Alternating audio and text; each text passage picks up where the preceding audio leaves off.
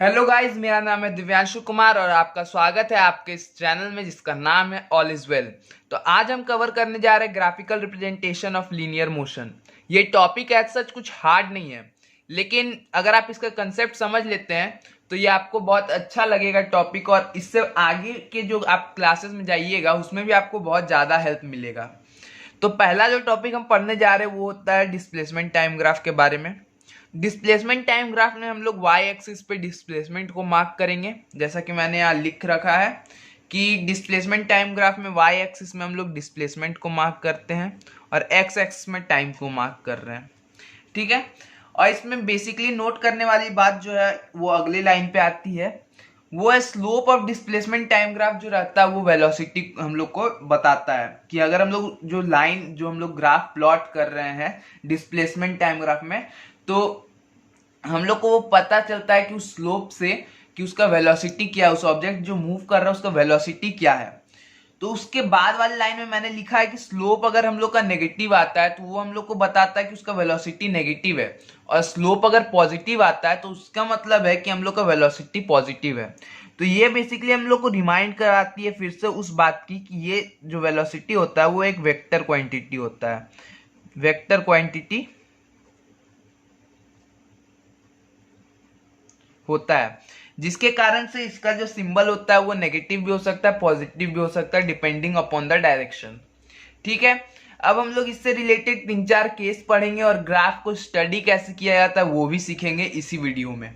तो जुड़े रहिए हमारे साथ अंत तक और आपको इस वीडियो से बेनिफिट होगा, ये मैं गारंटी दे सकता हूं। तो पहला केस हम लोग पढ़ेंगे जिसमें कि हम लोग देख सकते हैं कि जो डिस्प्लेसमेंट टाइम ग्राफ है वो पैरेलल है, टाइम एक्सिस जो है उससे पैरेलल जा रहा है। तो इसको अगर हम लोग स्टडी करते हैं उसके बाद हम लोग कुछ कंक्लूजन लिखेंगे इस पर।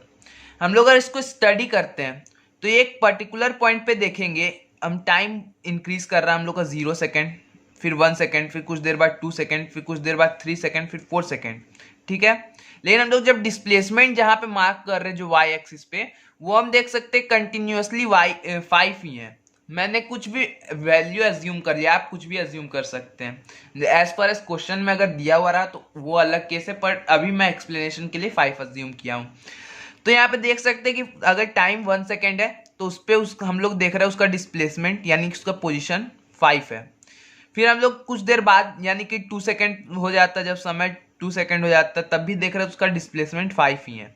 फिर 3 सेकेंड हो जाता है तब भी हम लोग देख रहे हैं उसका डिस्प्लेसमेंट 5 है। मतलब हम लोग का टाइम बढ़ता जा रहा है लेकिन डिस्प्लेसमेंट वैसा ही है, 5 का 5 ही है। इसका मतलब हम लोग क्या कंक्लूड कर सकते हैं कि हम लोग का जो बॉडी है, बॉडी स्टेशनरी।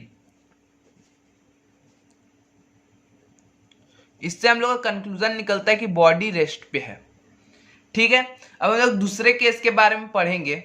तो इससे पहले मैं बता देना चाहूंगा कि आप स्लोप अभी निकालना शायद जानते हो या नहीं जानते हो, लेकिन अगर आप इस जो मैंने ग्राफ बनाया है उसका स्लोप निकालेंगे तब फिर आप देख सकते हैं कि उसका स्लोप आएगा वो 0 ही आएगा।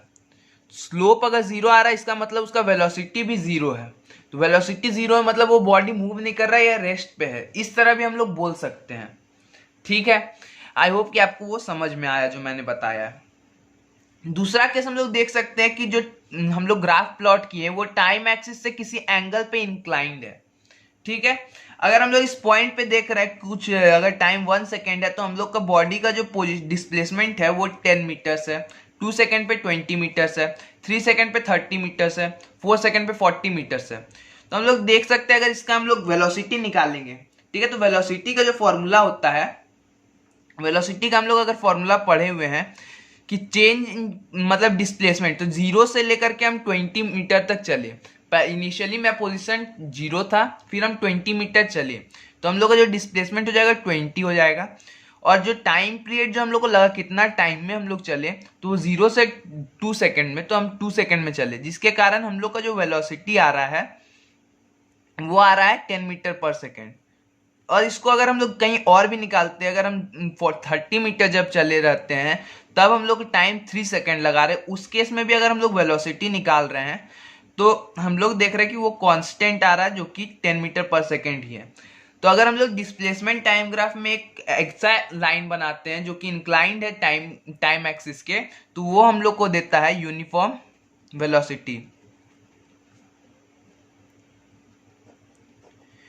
आगे समझने वाली बात ये है कि अगर हम लोग स्लोप का फॉर्मूला पे देखेंगे तो स्लोप का जो फॉर्मूला होता है, जो स्लोप को हम लोग m से रिप्रेजेंट करते हैं, तो वो होता है y2 minus y1 divide by x2 minus x1। तो हम लोग देख रहे हैं कि स्लोप का जो वैल्यू आ रहा है y2 minus y1 divide by x2 minus x1। y2 minus y1 को अगर हम लोग देखेंगे तो वो आ रहा है चेंज इन पोजीशन। साइड में जो हम लोग मार्क कर रहे हैं वो डिस्प्लेसमेंट तो है, लेकिन अगर हम लोग इनिशियल पॉइंट को देखते, जहां से हम अपना जर्नी शुरू किए, वहां से अगर हम कुछ दूर चल गए, वहां तक हम मोशन को रिकॉर्ड नहीं कर पाए अपना, तो उस मोशन के बाद से जब हम लोग अपना वैल्यू रिकॉर्ड कर रहे हैं, तो अगर हम लोग 20 मीटर चले इनिशियल पॉइंट से जहां से हम लोग जर्नी शुरू किए हैं, लेकिन हम लोग जब रिकॉर्ड करना शुरू किया अपना मोशन को, तब हम लोग का पोजीशन जो था वो इनिशियल पॉइंट से 10 मीटर पे था। इसको मैं समझाने के लिए एक डायग्राम से रिप्रेजेंट कर रहा हूँ। एक छोटा सा स्पेस में ही डायग्राम बना रहा हूँ। आई होप कि आपको उतना दिक्कत नहीं होगा। यहाँ पे एक कार है, ये कार यहाँ से हम चले, इनिशियल पॉइंट हम लोग का 0 है, और उसके बाद कुछ देर बाद हम लोग का पोजीशन जो आता है वो आता है 10 मीटर। यहाँ तक के लिए हम लोग अपना जो रिकॉर्ड करना था हम लोग को वैल्यू, वो रिकॉर्ड कर चुके हैं। उसके बाद के लिए जब हम लोग रिकॉर्ड करेंगे तो हम लोग का जो डिस्प्लेसमेंट होगा वो हम लोग 10 मीटर से मार्क करेंगे। 10 मीटर से मार्क करेंगे तो जब हम लोग का यहाँ से 0 से लेकर इनिशियल पॉइंट से यहाँ तक का डिस्टेंस 20 है, तो यहाँ से यहाँ तक का डिस्टेंस 10 होगा। यानी कि जो हम लोग का पोजीशन 20 मीटर्स माइनस 10 मीटर आ रहा है, तब हम लोग डिस्प्लेसमेंट निकाल रहे हैं। आई होप कि आपको ये बात क्लियर होगी। ज़्यादा कुछ नहीं है, हम लोग बात कर रहे हैं कि हम लोग पहले 10 किलोमीटर चले, फिर 10 किलोमीटर चले। इनिशियल पॉइंट से उसका वैल्यू 20 किलोमीटर है, तो हम लोग 10 किलोमीटर देखेंगे तो हम लोग 10 किलोमीटर चले हैं। अब उसी चीज को हम लोग ग्राफ में समझते हैं। 0 से लेकर के 10 मीटर तक हम लोग चले, फिर 0 से लेकर यहां तक का लेंथ 20 मीटर है, लेकिन हम लोग 10 से देखेंगे तो यहां से यहां तक का जो लेंथ है वो 10 मीटर है। उसी तरह हम लोग टाइम में देखेंगे, 0 से लेकर के 2 सेकेंड हो रहा है यहां से, लेकिन 1 सेकेंड से अगर हम 2 पे जा रहे हैं तो उस दोनों के बीच का जो डिफरेंस है वो 1 सेकेंड ही हो रहा है। आई होप कि आपको बात क्लियर है। ठीक है, तो हम लोग देखेंगे कि y2 माइनस y1 से हम लोग को डिस्प्लेसमेंट निकल रहा है। हम लोग को y एक्सिस पर डिस्प्लेसमेंट मार्क कर रहे हैं, तो y2 माइनस y1 हम लोग को डिस्प्लेसमेंट दे रहा है, और x2 माइनस x1 हम लोग को टाइम दे रहा है, जो कि हम लोग टाइम एक्सिस पे मार्क कर रहे हैं। ठीक है, इससे हम लोग को पता चल जाता है कि y2 minus y1 divide by x2 minus x1 जो स्लोप का फॉर्मूला है, डिस्प्लेसमेंट टाइम ग्राफ में वेलोसिटी कैसे देता है। ये रिमेंबर करने के लिए भी आप, और कंसेप्ट ये अगर आपको मिल जाता है तो आपको फॉर्मूला याद रखने की जरूरत नहीं है। हम लोग उसको डिराइव कर सकते हैं बार बार, एक तरह से बोला जा सकता है कि हम लोग डिराइव कर सकते हैं। अब हम लोग तीसरे केस की तरफ अगर हेड ऑन करेंगे तो देखेंगे कि जो हम लोग ग्राफ बना रहे हैं वो स्ट्रेट लाइन नहीं है, स्ट्रेट लाइन एक कर्व है। तो अब ये कर्व क्या डिनोट करता है? जो कर्व डिनोट कर रहा है वो है वेरिएबल वेलोसिटी। वेरिएबल वेलोसिटी, तो ये वेरिएबल वेलोसिटी जो डिनोट कर रहा है, वो हम लोग का क्वेश्चन उठता है कि हम लोग को अगर इस केस में वेलोसिटी निकालना है, इस डिस्प्लेसमेंट टाइम ग्राफ में, इस डिस्प्लेसमेंट टाइम ग्राफ में अगर हम लोग को निकालना पड़ेगा इसका वेलोसिटी, तो हम लोग कैसे निकालेंगे? तो मुद्दे की बात तो पहली ये है कि हम लोग हर पॉइंट पे अगर वेलोसिटी निकालेंगे तो वो डिफरेंट आएगा, इसीलिए हम लोग किसी रेंज के लिए वैल्यू नहीं निकाल सकते। जैसा केस 1 में हम लोग देख सकते हैं, हम किसी रेंज के लिए निकाल रहे 10 से 20, 20 से 30, तो वो एक रेंज के लिए हम लोग वेलोसिटी निकाल रहे थे। लेकिन यहाँ वेरिएबल वेलोसिटी, इसीलिए हम लोग एक पॉइंट के लिए निकालेंगे, और पॉइंट के लिए निकालने के लिए जिस पॉइंट पे हम लोग को वेलोसिटी निकालना है उस पर एक टेंजेंट बनाएंगे। टेंजेंट बेसिकली एक लाइन होता है जो कि कर्व को जस्ट टच करके जाएगा, और उस टेंजेंट का जब हम लोग स्लोप, ये जो टेंजेंट है इस पॉइंट का वेलोसिटी हम लोग को दिखा रहा है, इस पॉइंट का वेलोसिटी हम लोग को ये टेंजेंट दिखा रहा है। अब इस टेंजेंट का जब हम लोग स्लोप निकालेंगे तब ये हम लोग को इसका वेलोसिटी, इस पॉइंट का वेलोसिटी बताएगा। आई होप कि आपको ये बातें क्लियर हो रही हूँ। ठीक है, इसी के साथ हम अपना अगला टॉपिक पे बढ़ रहे हैं। आपको इसी तरह क्वेश्चन मिलेगा जिसमें आप लोग को पॉइंट डिफाइन कर दिया जाएगा, 2-3 पॉइंट, और आपको बताना पड़ेगा कि इसका वेलोसिटी क्या है। बेसिकली डिस्प्लेसमेंट टाइम ग्राफ से आपको क्वेश्चन यही आएगा। आप अगर ग्राफ को स्टडी करना सीख गए हैं तो आपको इसमें कोई दिक्कत नहीं आएगी। ठीक है, तब हम आगे हेड करते हैं वेलोसिटी टाइम ग्राफ की तरफ। तो वेलोसिटी टाइम ग्राफ में पहला जो सवाल उठता है, जैसे कि हम लोग पहले जब पढ़े थे, तो velocity time graph, displacement time graph जब हम लोग पढ़े थे तो उसमें हम लोग देखे थे कि स्लोप उसका हम लोग को वेलोसिटी देता है। तो यहाँ वेलोसिटी टाइम ग्राफ में हम लोग को स्लोप क्या देगा और क्या वेलोसिटी टाइम ग्राफ से एक्सेलरेशन निकल सकता है, ये सब क्वेश्चन का आंसर हम आपको इस वीडियो में अभी देंगे। तो पहले मैं ये बता देता हूँ कि यहाँ पे भी वाई एक्सिस पे हम लोग मार्क करते हैं वेलोसिटी को, और एक्स एक्सिस पे हम लोग मार्क करते हैं टाइम को। अब यहाँ पे मैंने एक क्वेश्चन ले रखा है जिससे आपका कंसेप्ट इसमें क्लियर होगा। तो पहले तो मैं ये बता देना चाहूंगा कि जो स्लोप होता है, इस केस में जो हम लोग को स्लोप रहता है, वो हम लोग को जो इस केस में स्लोप मिलता है उससे हम लोग को एक्सेलरेशन का वैल्यू पता चलता है। और इस केस में जो हम लोग का area covered under the curve होता है, एरिया कवर्ड अंडर कर्व, इसका जो वैल्यू होता है वो हम लोग को डिस्प्लेसमेंट देता है। ठीक है, तो आई होप कि आपको ये बात समझ में आई होगी। हम लोग देखते हैं ये कैसे होता है। तो अगर हम लोग एक्सेलरेशन का फॉर्मूला देखेंगे तो एक्सेलरेशन का फॉर्मूला होता है velocity, rate of change of velocity, यानी कि velocity by time, velocity by time. ठीक है, तो वेलोसिटी बाय टाइम हम लोग स्लोप के बारे में पढ़ चुके हैं कि स्लोप जब भी हम लोग निकालते हैं तो वो हम लोग को बताता है कि y axis y2 minus y1, और यहाँ y एक्सिस पे हम वेलोसिटी मार्क करके रखे हैं, इसीलिए y2 माइनस y1 हम लोग को वेलोसिटी देगा और x2 माइनस x1 टाइम देगा। ठीक है, तो हम लोग y2 minus y1 x2 minus x1 लिख के देखते हैं। y2 माइनस y1 एक्चुअली हम लोग को वेलोसिटी दे रहा है, x2 माइनस x1 एक्चुअली हम लोग को टाइम दे रहा है, जो कि रिजल्ट एक्सेलरेशन को करता है। इसीलिए स्लोप जो हम लोग निकालेंगे वो एक्सेलरेशन होता है। ठीक है, अब हम लोग अगर एरिया की तरफ देखते हैं तो एरिया बेसिकली हम लोग जनरल देखेंगे, हम कांस्टेंट को साइड रख करके, तो हम लोग देखेंगे कि वो होता है साइड इनटू साइड। ठीक है, कोई भी साइड होगा, हम जनरली स्क्वायर या किसी के बारे में नहीं बात कर रहे हैं, कोई भी होगा तो साइड इनटू साइड ही होगा। इसका यूनिट भी हम लोग देखते हैं तो वो मीटर स्क्वायर ही होता है। ठीक है, तो यहाँ कोई कांस्टेंट रहता है, अलग अलग केस में अलग अलग कांस्टेंट रहता है, अलग अलग फॉर्मूला, लेकिन ये बेसिकली सेम रहता है, साइड इनटू साइड। ठीक है, तो साइड इनटू साइड यहाँ पे हम लोग देखेंगे तो यहाँ पर हम लोग दो गो साइड हम लोग का जो मिलकर के हम लोग को देता है एरिया, वो होता है एक तो टाइम, एक होता है वेलोसिटी। तो वेलोसिटी इनटू टाइम अगर हम लोग करके देखते हैं वो हम लोग को देता है डिस्प्लेसमेंट, जो कि हम लोग प्रीवियसली फॉर्मूलाज में पढ़ चुके हैं। ठीक है, तो अब इस क्वेश्चन में हम लोग जानने वाले हैं कि किस तरह से हम लोग एक्सेलरेशन निकालेंगे और एरिया निकाल करके डिस्प्लेसमेंट निकालेंगे। तो पहले हम लोग देखेंगे, हम पॉइंट मार्क कर लेते हैं, ये पॉइंट ए है, ये पॉइंट बी है, ये पॉइंट सी है, ये पॉइंट डी है। तो इस अलग अलग पॉइंट में हम लोग अलग अलग चीज को मेजर करेंगे। ठीक है, तो पहले हम लोग निकालने जा रहे हैं ये पॉइंट ए, यहाँ जो ओरिजिन है जो कि ओ से हम मार्क कर रहे हैं, ओरिजिन से ए तक में हम लोग का एक्सेलरेशन क्या होता है।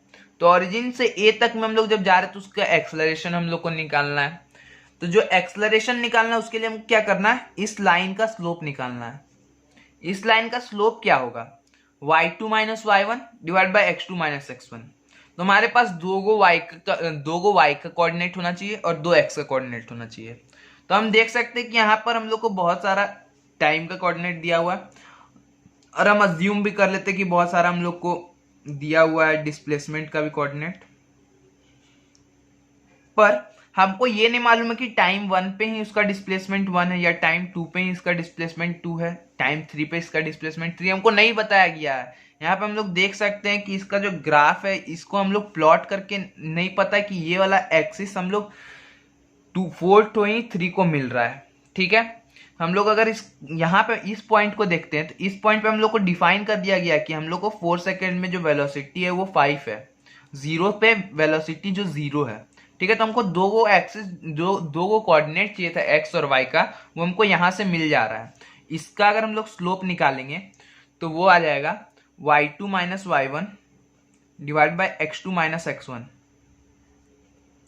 जिसका अगर हम लोग रिजल्टेंट वैल्यू निकालेंगे y2 माइनस y1 का तो हो जाएगा 0 माइनस 5। यहाँ पे y का कोऑर्डिनेट 0 है, यहाँ पे y का कोऑर्डिनेट 5 है, तो 5 माइनस 0 हम बेसिकली लिख रहे हैं।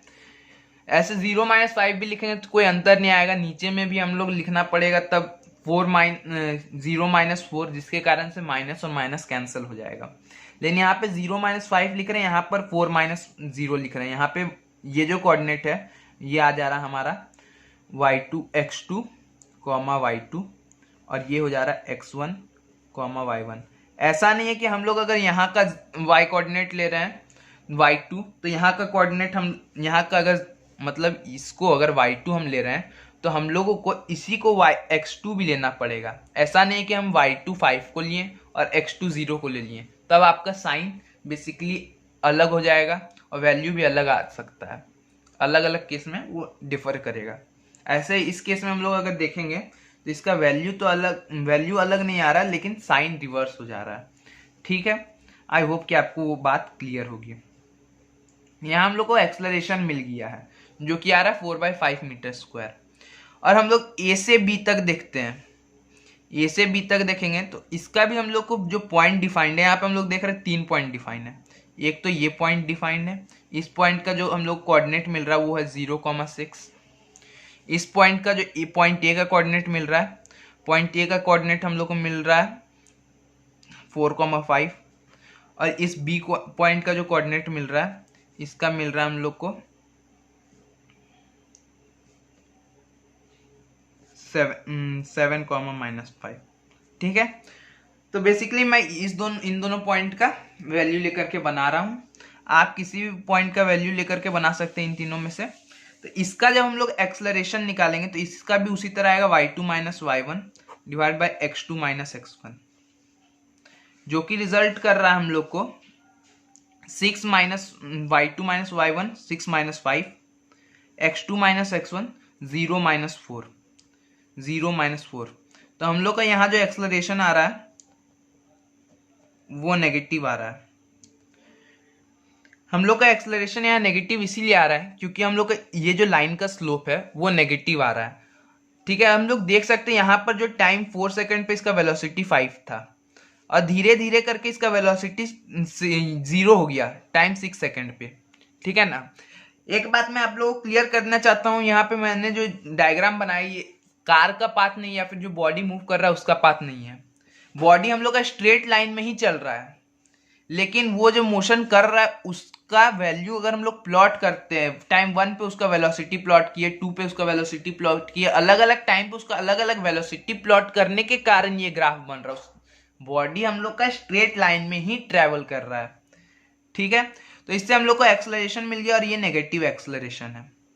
अब हम लोग बी और सी के बीच में निकालने जा रहे हैं कि यहाँ पर का डिस्प्लेसमेंट क्या है। बी और सी के बीच में हम लोग डिस्प्लेसमेंट कितना किए, तो बी और सी के बीच में जो डिस्प्लेसमेंट निकालेंगे तो उसके लिए हम लोग क्या करना पड़ेगा, उसका एरिया निकालना पड़ेगा। तो एरिया निकालने का हम लोग फॉर्मूला जानते हैं। हम लोग देख सकते हैं कि ये एक रेक्टेंगल बन रहा है, ये एक रेक्टेंगल बन रहा है जिसका यहाँ पर हम लोग देख सकते हैं कि जो लेंथ है वो है 5 यूनिट और जो ब्रेथ है वो 7 को छोड़ 8, 9, 3 यूनिट्स, तो ब्रेथ 3 यूनिट्स है। तो इसका जो हम लोग का एरिया निकल रहा है वो 15 यूनिट है, 15 यूनिट स्क्वायर। ठीक है, तो ये 15 यूनिट स्क्वायर बेसिकली अगर हम लोग इसको अच्छे से लिखेंगे तो इसका जो यूनिट है वो होता है, या यूनिट स्क्वायर नहीं होगा, इसका जो यूनिट होता है, हम लोग वेलोसिटी ले रहे हैं तो वेलोसिटी का यूनिट होता है मीटर पर सेकेंड, और इसका जो यूनिट होता है वो होता है टाइम का सेकेंड। ठीक है, तो इसका जब हम लोग निकालेंगे तो इसका हो जाएगा 15 मीटर्स। ठीक है, तो हम लोग डिस्प्लेसमेंट निकालने सीख गए हैं। और ग्राफ्स अगर हम लोग को दिया हो रहा वेलोसिटी टाइम ग्राफ का, तो हम लोग उसका स्लोप निकाल के एक्सलरेशन भी निकाल सकते हैं।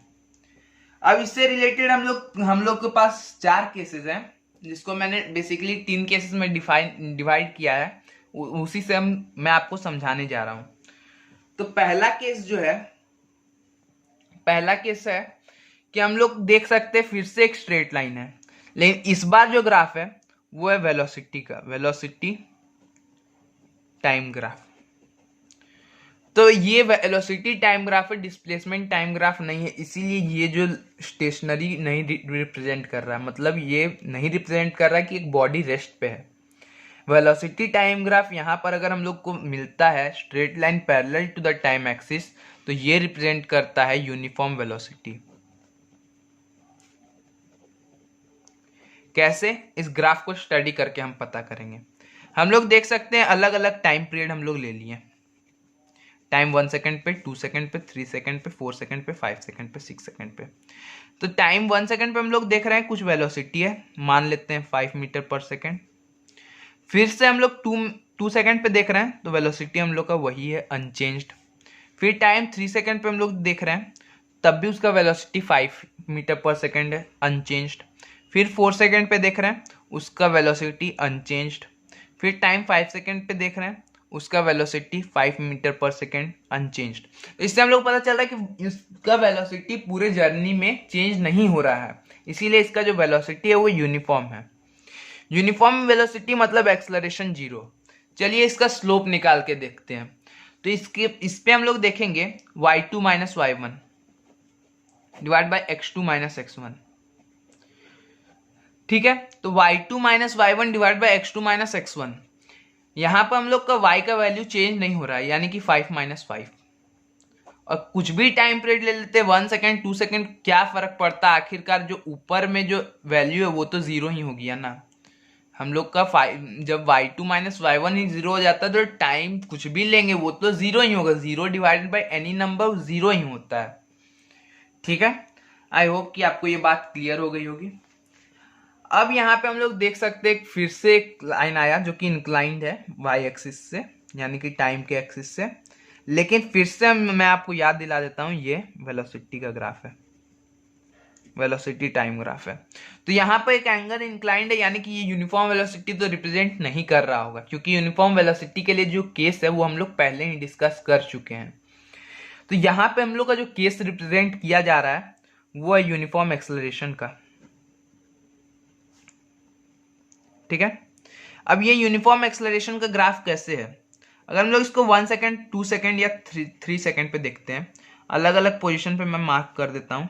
अगर पोजीशन 10 यहाँ पर है, इसका वेलोसिटी 10 है, सॉरी पोजीशन मैंने बोल दिया, वेलोसिटी 10 है, यहाँ पे वेलोसिटी 20 है, यहाँ पे वेलोसिटी 30 है। तो हम लोग देख सकते हैं कि इसका जो वेलोसिटी है उसको अगर हम लोग मतलब इसका अगर हम लोग ग्राफ का स्लोप निकालते हैं, तो ग्राफ का स्लोप हम लोग देखेंगे कांस्टेंट है। चलिए निकाल के देखते हैं। तो पहले हम इस पॉइंट पे ग्राफ का स्लोप का ग्राफ निकालेंगे, मतलब ग्राफ का स्लोप निकालेंगे, सॉरी। तो ये निकलने वाला है 10 minus 0 divide by 1 minus 0 is equal to 10 metre पर सेकेंड स्क्वायर। ठीक है, फिर से हम इसको यहां पे अगर निकालते हैं पॉइंट बी पर, ये पॉइंट ए है, ये पॉइंट पर एक्सेलरेशन, ये पॉइंट बी पर एक्सेलरेशन, तो वो निकलेगा। या तो हम इसको 2 तरीके से कर सकते हैं, या तो एक पॉइंट ये ले लें और दूसरा पॉइंट ये ले लें, या तो एक पॉइंट ये ले लें और दूसरा पॉइंट ये ले लें। ठीक है, तो हम यहाँ पर ओरिजिन को पहला पॉइंट और इसको दूसरा पॉइंट लेके चलते हैं। तो ओरिजिन को अगर हम लोग पहला पॉइंट ले रहे हैं तो 20 माइनस 0 हो जाएगा y2 minus y1 divide by, यहाँ पे भी हम लोग को पहले हम लोग 20 को लिए, तो यहाँ पर पहले 2 को लेना पड़ेगा, क्योंकि ऐसा नहीं है कि ये बड़ा है और ये बड़ा है, इसलिए नहीं, क्योंकि इस पॉइंट का जो कोऑर्डिनेट है वो x2 और y2 को मिलके बन रहा है। ठीक है, और ये जो कोऑर्डिनेट है, इस पॉइंट का कोऑर्डिनेट है, वो कोऑर्डिनेट का जो x का जो वैल्यू है वो 2 है, और इस कोऑर्डिनेट का जो पॉइंट x का वैल्यू है वो 0 है। ठीक है, तो यहाँ पर हम लोग को जो एक्सलरेशन निकल रहा है 20 मीटर पर सेकेंड स्क्वायर आ जा रहा है। ठीक है, तो यहाँ पे हम लोग यूनिफॉर्म यहाँ देख सकते हैं कि एक्सलरेशन जो है इसका चेंज नहीं हो रहा है, इसीलिए ये यूनिफॉर्म एक्सलरेशन का केस है। यहाँ पर तो लाइन सीधा जा रहा था, पर यहाँ उल्टा क्यों जा रहा है? इसका कारण है क्योंकि ये यूनिफॉर्म एक्सलरेशन नहीं है, यहाँ पर जो यूनिफॉर्म रिटार्डेशन मार्क कर रहे हैं।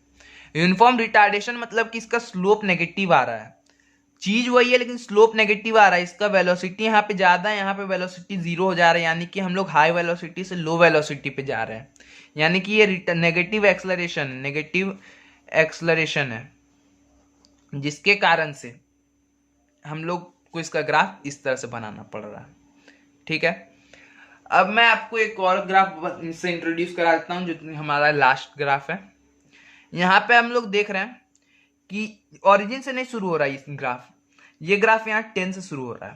तो इस केस को भी हम लोग देख रहे हैं कि यहाँ पे एक एंगल पे इंक्लाइंड है। ठीक है, तो ये भी एक यूनिफॉर्म एक्सलरेशन को ही डिफाइन कर रहा है। वेलोसिटी टाइम ग्राफ है तो यूनिफॉर्म एक्सलरेशन को ही डिफाइन कर रहा है। लेकिन हम लोग देख रहे हैं कि इसका केस को समझने के लिए हम लोग को अज्यूम करना पड़ेगा, यहाँ पे एक कार है, ये पहले तो 10 मीटर पर सेकेंड से चल रही थी यूनिफॉर्म वेलोसिटी से चल रही थी। फिर इसको याद आया अरे हमको तो जल्दी पहुंचना था घर। ठीक है, तो ये कुछ दूर चलने के बाद जब हम लोग देखते इसका मोशन को ऑब्जर्व करना शुरू किए तो ये एक्सलरेट करना शुरू कर दिया, इस पे एक फोर्स आगे की तरफ लगने लगा, एक्सलरेटर पे पैर दबा दिया, तो उस समय इसका वेलोसिटी 10 मीटर पर सेकेंड था। ठीक है, तो वहां से हम लोग एज कि उसका मोशन को अज्यूम करना शुरू किया, उसको ऑब्जर्व करना शुरू किया उस मोशन को, तो टाइम 0 पे उसका वेलोसिटी 10 हो गया। और आगे आगे जैसे हम लोग चलते गया उसका यूनिफॉर्म एक्सलरेशन से उसका वेलोसिटी इंक्रीज करता गया, मतलब एक्सलरेशन सेम था लेकिन वेलोसिटी बढ़ता गया क्योंकि हम लोग उसको एक फोर्स से टान रहे थे। ठीक है, तो इसी के साथ हम लोग का वेलोसिटी टाइम ग्राफ का भी टॉपिक खत्म हो गया। एक इंपॉर्टेंट टॉपिक मैं जो इसमें बचा हुआ था, ये केस है, ये जो ग्राफ है इससे हम लोग को रिप्रेजेंट करा, हम लोग ऊपर से एक बॉडी को छोड़ रहे हैं, तो ऊपर से हम लोग एक बॉडी को छोड़ रहे हैं। तो इनिशियली जब हम लोग किसी बॉडी को छोड़ते हैं तो वहां पे उसका वेलोसिटी 0 होता है। ठीक है, फिर कुछ दूर चलते चलते चलते चलते हम लोग गिर रहा है, उसको फोर्स से टान रहा है, नीचे से धरती टान रहा है, जिसके कारण से वो नीचे आ रहा है, उसका रफ्तार धीरे धीरे धीरे करके बढ़ रहा है। और यहाँ पे कुछ एक वेलोसिटी उसके पास एक्वायर हो गया होगा, यहाँ जब वो नीचे इसको स्ट्राइक कर रहा है उस टाइम पे उसका वेलोसिटी 50 है। तो यहाँ देख रहे हैं कि यूनिफॉर्मली एक बढ़ रहा है, इसका यूनिफॉर्म एक्सलरेशन हो रहा है, और इस यूनिफॉर्म एक्सलरेशन का वैल्यू भी हम लोग जानते हैं 10 मीटर पर सेकेंड स्क्वायर, जो कि 9.8 होता है, लेकिन अप्रॉक्स हम लोग 10 लेके चलते हैं कैलकुलेशन ईजी करने के लिए। ठीक है, तो 9.8 मीटर पर सेकेंड से ये ऊपर नीचे माने इसका वेलोसिटी बढ़ रहा है, ऊपर से जब फेंका गया जब तक वो नीचे आ रहा है तो उसका वेलोसिटी बढ़ते जा रहा है, और एक्वायर 5 सेकेंड में इसका वेलोसिटी 50 हो जाता है, 50 से इस जमीन को स्ट्राइक करता है, फिर ये बाउंस बैक करेगा और ये ऊपर जाएगा, ऊपर तब तक जाएगा जब तक इसका वेलोसिटी 0 नहीं हो जाता। ठीक है, क्योंकि नीचे से एक फोर्स टाने, जब ये ऊपर जाएगा तो इसको कोई पीछे से फोर्स टानेगा, जिसके कारण इसका वेलोसिटी धीरे धीरे धीरे करके घटते जाएगा। तो वहां पे हम लोग ग्राफ देख सकते हैं कि पहले तो वेलोसिटी 0 था जब हम लोग फेंके, फिर इसका धीरे धीरे करके वेलोसिटी टाइम पास हो रहा है, वेलोसिटी भी बढ़ रहा है। ठीक है, स्ट्रेट लाइन बन गया। उसके बाद जब हम लोग देखेंगे स्ट्राइक कर रहा है तो इसका डायरेक्शन चेंज हो रहा है, देख सकते हैं हम लोग कि ये पहले तो नीचे जा रहा था पॉजिटिव, फिर ऊपर जाने लगा, तो इसका डायरेक्शन चेंज होकर के अपोजिट हो गया, यानी कि नेगेटिव। ठीक है, तो नेगेटिव हो जाने के कारण हम लोग इसको नीचे से बना रहे हैं, तो -50 पे पहुंच गए। अब इसका वेलोसिटी धीरे धीरे करके पीछे से टाना जा रहा है इसको। ठीक है, एक रिटार्डेशन हो रहा है, इसका धीरे धीरे करके वेलोसिटी घट रहा है। देखिए हम लोग -50 से -40 30 चेंज हो रहा है, और 5 सेकेंड में जब उसी टाइम पे एज हम लोग का एक्सलरेशन का वैल्यू चेंज नहीं हुआ, हम लोग फॉर्मूला पढ़े थे कि चेंज इन वेलोसिटी जो होता है divide by time is equal to acceleration होता है। यहाँ पे हम लोग देखेंगे, आई होप कि दिख रहा होगा, v2 v minus u final velocity minus initial velocity divide by time is equal to acceleration होता है। अगर हम लोग अपना देखते कि एक्सलरेशन सेम रहेगा तो जो चेंज इन वेलोसिटी है वो तो एक ही टाइम पे ना होगा। अगर हम लोग शुरू में वेलोसिटी का चेंज 0 से 50 जा रहा है यानी कि वेलोसिटी हम लोग का 50 से चेंज हुआ, ठीक है, तो एक्सलरेशन जो होगा वो 10 का ही होगा। तो जो टाइम पे हम लोग का 0 से 50 पहुंच रहा है उसी टाइम पे 50 से 0 पहुंचेगा, क्योंकि हम लोग एक्सलरेशन तो चेंज किए ही नहीं, एक्सलरेशन तो हम लोग चेंज किए ही नहीं ना, इसीलिए। ठीक है, आई होप कि आपको ये बातें क्लियर हो रही होंगी गाइस। अब हम लोग जो टॉपिक शुरू करने जा रहे हैं वो एक्सलरेशन टाइम ग्राफ। ठीक है, एक्सलरेशन टाइम ग्राफ जो है उसका स्लोप हम लोग को कुछ नहीं देता है, उसका स्लोप हम लोग को कुछ नहीं देता है। देखिए यहाँ कटा हुआ है, उसका स्लोप हम लोग को कुछ नहीं देता है, बल्कि उसका जब हम लोग एरिया निकालते हैं तो बहुत सारे बच्चे लोगों को मिसकंसेप्शन रहता है कि वो हम लोग को वेलोसिटी देता है, लेकिन वो वेलोसिटी भी नहीं देता है। उसके जो कर्व के नीचे जो एरिया कवर करता है वो चेंज इन वेलोसिटी देता है। उसके बारे में जनरली हम लोग को कुछ बेसिक ज़्यादा पढ़ना नहीं है, लेकिन ऐसा बुक में नहीं दिया हुआ, लेकिन आपको जनरल नॉलेज के लिए मैं बता दे रहा हूँ कि इसके अंदर का जो एरिया रहता है वो हम लोग को चेंज इन वेलोसिटी देता है, वेलोसिटी नहीं देता है, चेंज इन वेलोसिटी देता है। तो इसके भी हम लोग 3 केसेस पढ़ेंगे। पहला केस में हम लोग देख सकते हैं कि ये जो ग्राफ है हम लोग का टाइम एक्सिस से एकदम चिपका हुआ है, ठीक है, यानी कि यहाँ पे वाई एक्सिस का जो वैल्यू है वो 0 है, वाई एक्सिस का वैल्यू 0 है, और एक्स एक्सिस का वैल्यू यानी कि टाइम का वैल्यू कंटिन्यूअसली चेंज होते जा रहा है। ठीक है, अब एक और चीज यहीं पे मैं बताना चाहूंगा, हम लोग इस तरह तो कभी भी कोई ग्राफ एग्जिस्ट ही नहीं करता, पैरेलल टू वाई एक्सिस में कोई ग्राफ एग्जिस्ट ही नहीं करता। क्यों? इसका मतलब है कि हम लोग का एक्सेलरेशन तो बढ़ रहा है लेकिन टाइम नहीं बढ़ रहा है। क्या ऐसा हो सकता है? अगर आपका टाइम रुका हुआ तो आप कोई भी काम कर सकते हो? नहीं ना। वही चीज तो है कि एक्सेलरेशन यहाँ पे हो रहा है लेकिन टाइम नहीं हो रहा है। टाइम देखिए, टाइम फिक्स हो गया है लेकिन एक्सेलरेशन बढ़ रहा है, वाई एक्सिस पे इसका वैल्यू बढ़ते जा रहा है, बढ़ते जा रहा है, लेकिन टाइम नहीं बढ़ रहा है। ये पॉसिबल नहीं है। ठीक है, आई होप कि आपको ये बात क्लियर होगी। अब हम अगला केस की तरफ बढ़ते हैं।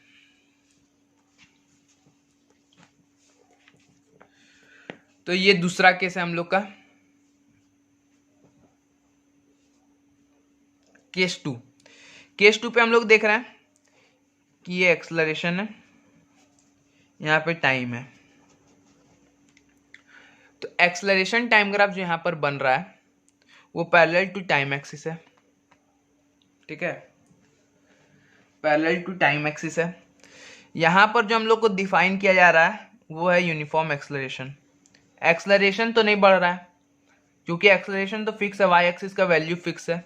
टाइम बढ़ रहा है लेकिन एक्सेलरेशन नहीं बढ़ रहा है। Time 1 second, 2 second, 3 second, 4 second बढ़ रहा है, लेकिन एक्सेलरेशन का वैल्यू बढ़ रहा है क्या?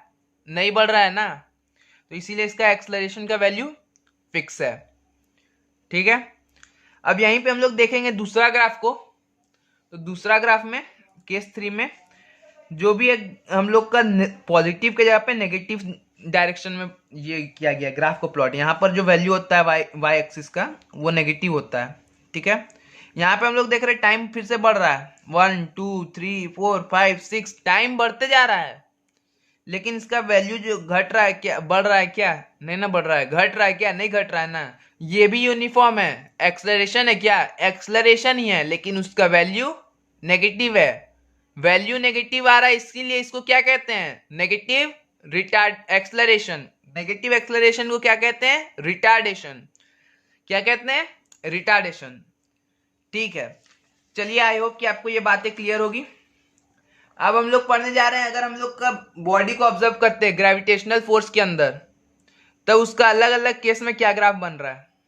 पहले एक्सेलरेशन टाइम ग्राफ में देखेंगे, वेलोसिटी टाइम ग्राफ में देखेंगे, डिस्प्लेसमेंट टाइम ग्राफ में देखेंगे, फिर और एक स्पेशल केस होता है उसे देखेंगे। ठीक है, हम लोग जानते हैं क्या, जब भी हम लोग का फोर्स जो लगता है ग्रेविटी के द्वारा वो क्या होता है? कांस्टेंट होता है। अगर फोर्स कांस्टेंट होता है तो हम लोग का जो एक्सेलरेशन होता है वो क्या होगा? कांस्टेंट होगा। क्या होगा? कांस्टेंट। हम लोग का जो एक्सेलरेशन होता है ग्रेविटी की वजह से क्या होता है 9.8 होता है, लेकिन हम लोग लेते क्या है 10 अज्यूम करके चलते हैं। ठीक है, अब हम लोग इसको 10 अज्यूम करके चल रहे हैं, तो हम लोग का टाइम एक्सेलरेशन वेरी करेगा नहीं करेगा। और कांस्टेंट एक्सेलरेशन के लिए हम लोग ग्राफ थोड़ा देर पहले ही पढ़े, क्या होता है पैरेलल टू टाइम एक्सिस, ये टाइम एक्सिस है, इससे पैरेलल ये ग्राफ बन रहा है, यानी कि ये एक्सेलरेशन टाइम ग्राफ है, मोशन अंदर ग्रेविटी। ठीक है, अब हम लोग वेलोसिटी टाइम ग्राफ पढ़ने जा रहे हैं। वेलोसिटी टाइम ग्राफ वो भी सेम चीज को रिप्रेजेंट करेगा, मोशन अंडर ग्रेविटी। एक चीज फिक्स है ना, वो क्या है एक्सेलरेशन। एक्सेलरेशन फिक्स है यानी एक्सेलरेशन कांस्टेंट है। एक्सेलरेशन कांस्टेंट के लिए हम लोग वेलोसिटी टाइम पढ़ चुके हैं।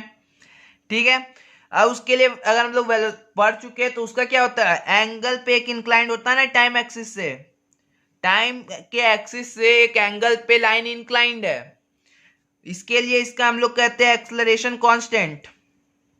यही पढ़े ना, अगर नहीं समझ में आ रहा है चाहे भूल गए हो तो वीडियो को फिर से देख लेना, नोट्स लिखो हो तो नोट्स को रिवाइज कर लेना। ठीक है, तो आपको पता चल जाएगा कि एक्सेलरेशन अगर कांस्टेंट होता है तो हम लोग उसके लिए जो ग्राफ बनाते हैं वो इसी तरह होता है वेलोसिटी टाइम ग्राफ में। ठीक है, अब हम लोग जो नहीं पढ़े थे अभी पढ़ना है, जो नहीं पढ़े थे अभी पढ़ना है। ठीक है, अभी इस पे ज्यादा दिमाग नहीं लगाना है, डिस्प्लेसमेंट टाइम ग्राफ को अभी इस पे हम लोग को ज्यादा दिमाग नहीं लगाना है। बताने का तो मैं बता सकता हूं, लेकिन यहां पे हम लोग को बस इतना चीज याद रखना है कि ये हम लोग वैल्यू देख के ऑब्जर्वेबल ग्राफ बनाया गया है, ये ग्राफ को हम ऑब्जर्व करके बनाए हैं। ठीक है, ऐसे तो हम जैसा मैं बोल रहा था डायरेक्टली प्रोपोर्शनल टाइम के, यहाँ पे जो ग्राफ है ये जो डिस्प्लेसमेंट से डायरेक्टली प्रोपोर्शनल है, डायरेक्टली प्रोपोर्शनल के ग्राफ क्या बनता है अपवर्ड ओपनिंग पैराबोला। ठीक है, उतना दिमाग नहीं लगाना है, हम लोग को बस इतना देखना है कि ये जो हम लोग ग्राफ बनाए वो क्वांटिटीज को देख करके बनाए हैं, जो हम लोग का वैल्यू ऑब्जर्व के टाइम पे डिस्प्लेसमेंट क्या है उससे हम लोग को ये ग्राफ मिला, ये कर्व है। इससे ज्यादा आपको एग्जाम में इससे और कुछ नहीं पूछा जाएगा। ठीक है, और जो हम लोग एक और चीज जानने वाली बात है कि डिस्प्लेसमेंट वर्सेस टाइम स्क्वायर का ग्राफ क्या बनता है। यहां पे जो ग्राफ बन रहा है वो टाइम स्क्वायर का बना रहे हैं। ठीक है, डिस्प्लेसमेंट अपॉन टाइम स्क्वायर का जो ग्राफ बनता है वो एक स्ट्रेट लाइन होता है।